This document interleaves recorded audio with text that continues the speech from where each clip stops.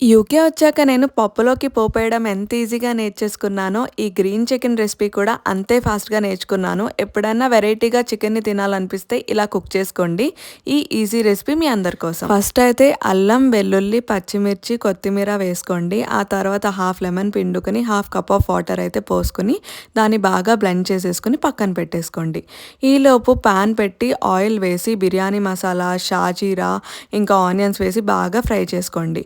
Onions బాగా fry అవుతున్నాయి అనుకున్నప్పుడు మనం మిక్సీ పట్టాం కదా, ఆ పేస్ట్ని అయితే దాంట్లో వేసేసుకోండి. పేస్ట్ వేసాక బాగా గుర్తుంచుకోండి, ఆ పేస్ట్ పచ్చవాసన పోయే వరకు ఫ్రై చేయాలి. అండ్ ఆల్సో లిడ్ పెట్టేసి కాసేపు వదిలేయండి. ఆ పేస్ట్ నుంచి ఆయిల్ అయితే రావాలి. ఆయిల్ బయటకు వచ్చే వరకు ఫ్రై చేసుకోండి. ఎంత బాగా ఫ్రై అయితే అంత బాగుంటుందన్నమాట టేస్ట్. ఆ తర్వాత మనం మ్యారినేట్ చేసిన చికెన్ వేసేసుకోవాలి. లాస్ట్ వీడియోలో నేను ఎలా మ్యారినేట్ చేశానో చూపించాను క్లియర్గా. టమాటో ఆప్షనల్ అని చెప్తా, అప్పుడప్పుడు నేను వేస్తా లేదంటే లేదు. ఇఫ్ ఇన్ కేస్ వేస్తే ఒకటి వేసుకోండి. ఆ తర్వాత బాగా డీప్ ఫ్రై చేసేసుకోవాలి. ఆయిల్ పైకి తేలే వరకు, అంతే మన గ్రీన్ చికెన్ రెడీ.